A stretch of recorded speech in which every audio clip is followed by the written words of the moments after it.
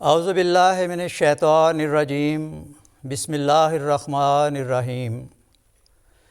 سیدنا حضرت مسیح موعود علیہ الصلوۃ والسلام کی رمضان المبارک سے محبت، جیسے روزہ حضور صلی اللہ علیہ وآلہ وسلم کی محبوب عبادت تھی، اسی طرح سیدنا حضرت مسیح موعود علیہ السلام کو بھی روزوں سے اور ماہ رمضان کی عبادتوں سے بہت محبت تھی۔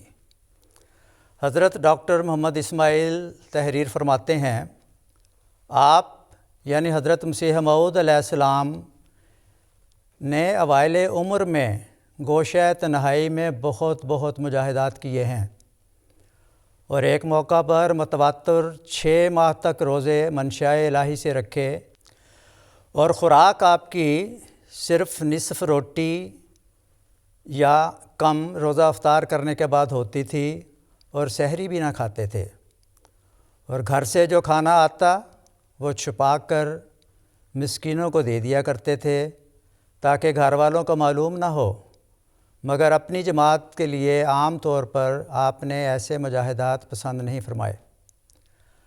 اوائل عمر جبکہ انسان کا دل دنیاوی خواہشات اور رجحانات کا محور ہوتا ہے، اس عمر میں حضرت مسیح پاک علیہ الصلوۃ والسلام کئی ماہ نہایت قلیل خوراک کے ساتھ روزے رکھتے اور اکثر وقت یاد الہی میں صرف کرتے تھے۔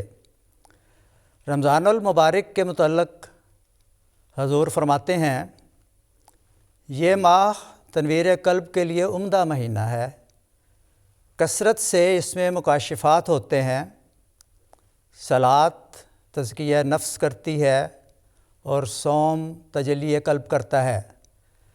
تزکیہ نفس سے مراد یہ ہے کہ نفس امارہ کی شہوات سے بعد حاصل ہو جائے، اور تجلی قلب سے مراد یہ ہے کہ کشف کا دروازہ اس پر کھلے کہ خدا کو دیکھ لے۔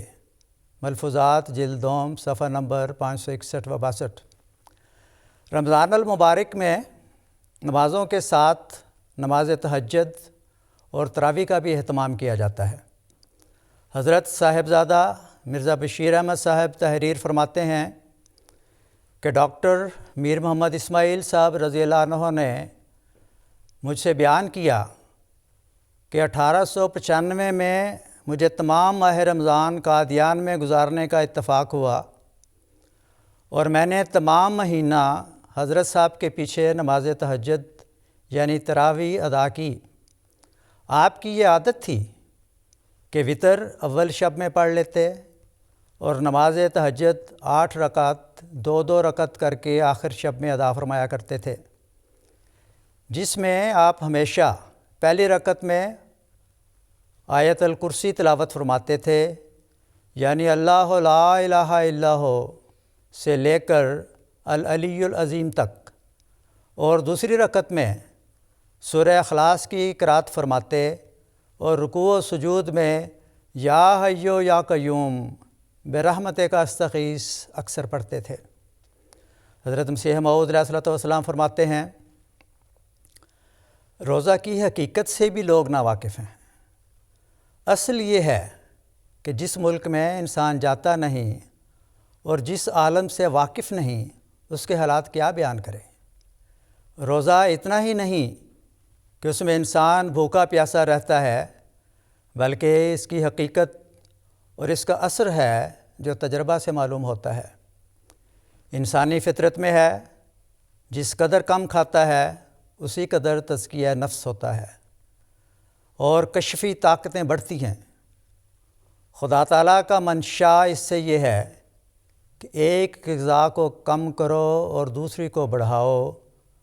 ہمیشہ روزے دار کو یہ مد نظر رکھنا چاہیے کہ اس سے اتنا ہی مطلب نہیں کہ بھوکا رہے، بلکہ اسے چاہیے کہ خدا تعالیٰ کے ذکر میں مصروف رہے تاکہ تبتل اور انقطاع حاصل ہو۔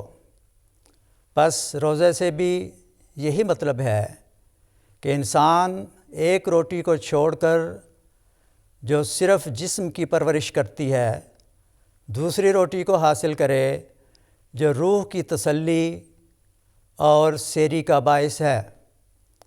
اور جو لوگ محض خدا کے لیے روزے رکھتے ہیں اور نرے رسم کے طور پر نہیں رکھتے، انہیں چاہیے کہ اللہ تعالیٰ کی حمد اور تسبیح اور تحلیل میں لگے رہیں، جس سے دوسری غذا انہیں مل جاوے۔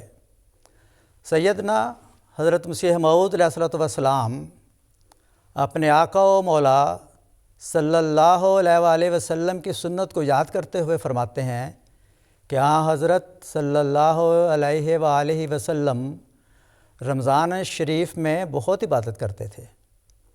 ان ایام میں کھانے پینے کے خیال سے فارغ ہو کر اور ان ضرورتوں سے انقطاع کر کے تبتل الی اللہ حاصل کرنا چاہیے۔ رمضان المبارک کا مہینہ ایسا برکت والا ہے کہ سارے سال کی عبادتوں کی کمی ان گنتی کے چند ایام میں پوری ہو جاتی ہے۔ خدا تعالیٰ خود روزے دار کی جزا بن جاتا ہے۔ اس بابرکت مہینے میں ایک ایسی رات بھی نصیبوں والوں کو ملتی ہے جس سے ان کی تقدیر بدل جاتی ہے۔ اس رات کو لیلۃ القدر کہتے ہیں۔ حضور صلی اللہ علیہ وآلہ وسلم کی سنت تھی کہ آپ رمضان شریف کے آخری 10 روز مسجد میں اعتکاف فرماتے اور انہی 10 راتوں میں لیلۃ القدر تلاش فرماتے۔ اللہ تعالیٰ ہمیں سنت نبوی صلی اللہ علیہ وسلم پر اور حضرت مسیح پاک علیہ الصلوۃ والسلام کی نصاحت پر صدق دل اور پوری بشاشت کے ساتھ عمل کرنے کی توفیق عطا فرمائے۔